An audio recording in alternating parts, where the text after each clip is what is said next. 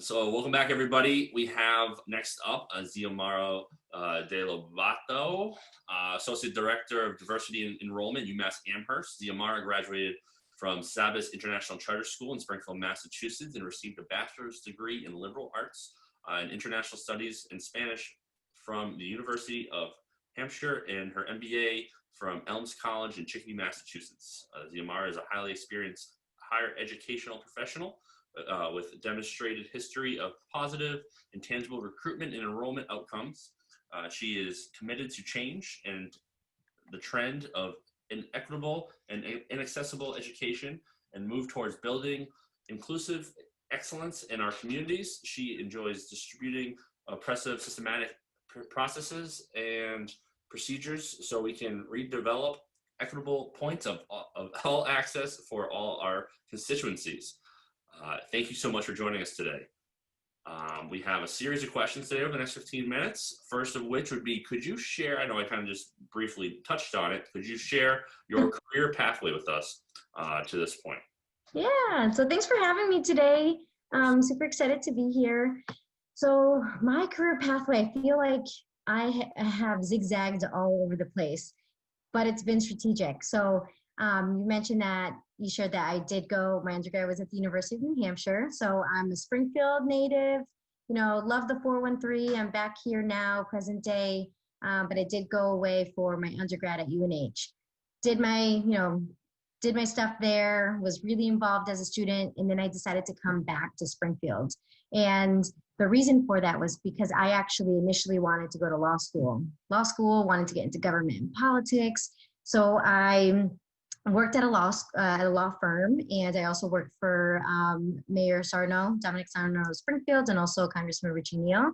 And it was great. It was an awesome experience, but I learned quickly that I did not want to be an attorney or go that route. So I decided instead, you know, to continue exploring different options. And I was actually tapped on the shoulder by UNH again, and they were building their admission office, and specifically, you know, shouting out and calling out to different alumni who were super involved on campus during their time. So I applied. So long story short, I applied. I got the job at UNH as an admission officer. And then, you know, many years later now, I've been in higher ed and doing a lot of different things. So after I left, after my time at UNH, I came back to Springfield again, back to my hometown, because I felt like, you know, one of my feelings is when leaders leave and people who are contributing in communities, I always think it's important to come back, you know, and support your people and your community. So I came back and I worked at Springfield College, and I did specifically employer relations. I did more like corporate recruiting, and this was really intentional to really build network all over again in the region since I was away for so long. During that time, I actually started kind of like a side gig, you know, and being able to offer different webinars and seminars to students, or not webinars, it was in-person webinars in collaboration with some of the middle schools in Springfield, supporting our students of color, first-generation low-income students on different workshops to help them navigate like this landscape. So code switching, talking about self-efficacy and belief to graduate high school, because we're still about, you know, hovering between 40 and 50% of graduation in Springfield. So really diving in an early intervention approach that propelled me back into admission. So I worked at Elms College and for a few years, and it was a lot of intensive work with our community, with our students, because it was a different student population that some of the other institutions work with. And it was incredible. I loved my experience there. And then I intentionally wanted to work at a big public flagship like UMass Amherst, because I also believe that, you know, flagships have a responsibility for their students and their people in their state. So here I am at UMass Amherst, and it's an institution that allows me to be connected to any type of like legislature that happens with the Department of Education. We're very closely tied and, you know, connected with politics on this side, you know, of the house. And so I guess technically I still kind of am in government in a way, but coming at it from a different angle, because I do believe that education is that crux of opportunity for every person, and it's not equitable. So That's why I am where I am today and how I got here. There's a lot of more minutia in between, but that's the overall nutshell. Awesome. That's awesome. Could you share with the students today some of your success habits that helped you to get to where you got to today? Yeah, so wow. So a couple things I started young was being able to mentor or receive mentorship from people around me and also give that type of mentorship if it happens organically. And when I think mentorship, it's not like a big boss mentoring, someone on their team. It could literally be peer mentoring, your friends being mentors for you. So that's something that to this day, like, Janeri, for example, is on this call, and I consider her an amazing mentor for me, like where we're bouncing ideas off of each other. If there's something that happens, I just really need, an objective point of view or just support in some way. That's an example. That one thing that I continuously do to this day and welcome that type of conversation. I also, this is a habit I've gotten into for a while. I read a lot. Like I read lots of different books. I read, books on leadership, books on community building, books that, are from authors that are representative of myself, whether it's a Latinx, author or a person of color, in leadership positions or just stories. I like reading, and I think it's important for everyone, especially our young people, to continuously read and allow your mind to just increase that awareness and just explore. So I do that every night. I drink some tea, wind down, reflect on the day. It is just like part of our nighttime routine. I try to get in a solid 7 hours of sleep because that's really important too. I know there are many people that want to change the world, and I feel like I'm part of that group sometimes, and I need my brain to be focused. So sleep is important. And let's see, I also, really I ensure that I'm part of different groups of people. So some of my friends or just like colleagues, people that inspire me. I'm very intentional on making sure that there's, constant communication. I check in once a month. I check in a couple times a month, to have these types of conversations, because that's also important for me, having those inspirational people around. Absolutely, which you are definitely one of as well. No, thank you. So along the way, we've all had a lot of successes, part of what we're talking about today, but to get to that point, I'm a big proponent of us learning from our losses and our victories. So over your career, what are some of the mistakes you've made along the way that you've been able to learn from to help you continue to grow in your career? This is a great question. I'd say one of the major things that I think about and actively practice to ensure I'm checking myself to this very day is making sure that I never believe or make anyone else believe that I'm the smartest person in the room. So that's something that younger version of myself would absolutely kind of bring that energy in, that, I was the smartest person. I knew everything. And quite frankly, that mentality really shuts people out. It shuts your team out. It shuts colleagues out. It shuts potential collaborators out, because who wants to work with someone who's like that, right? And I think it's important for us to be humble in everything that we do as a student, as you continue on as a college student, as a professional worker.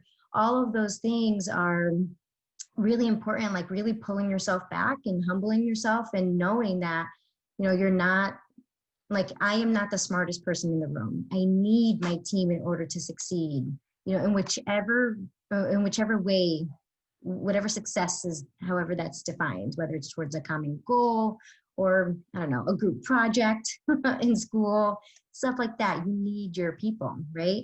So I think that was definitely something I learned really forcefully. And I had to learn that that's just not how we should be really navigating. Absolutely. So what are some of the challenges you think the next generation will face as they head into their professional careers? Oh, great question. I think that, it's interesting. This generation right now in school, so all of our, actually like our 24-year-olds and younger, um, this Generation Z is one that is like so empowering. I have so much hope for this generation, and, to really just change the trend and just challenge us in so many ways. So there's a lot of hope and inspiration there that I like believe so much in this generation. Um, so, but I think a couple of challenges will be like, this is a little bit more tangible. So like moving into this, like growing up in a completely digital world, like I was still like, we still had typewriters at my house when I was younger, so it's a very different generation in terms of like what we've been exposed to. And I think thinking about like the workplace, right? So when students graduate and they step into the workplace, by the time like this current like high school generation is in, who knows? I might be like a department head where you're going to be coming in and we're hiring, right? And it's going to be a lot of different like operational techniques and processes that I think could potentially be challenging. So this is something super tangible, where we have not all digital forms of access, right? There's going to be different like print collateral or I don't know, just different forms of, working in different environments. So I would definitely encourage all of our students who are here today, making sure that you keep your minds open when it comes to trying new things, using different methods, and not only relying on the internet. The internet should always be a resource for us, right? To like amp something up, to level up a message, all of those things.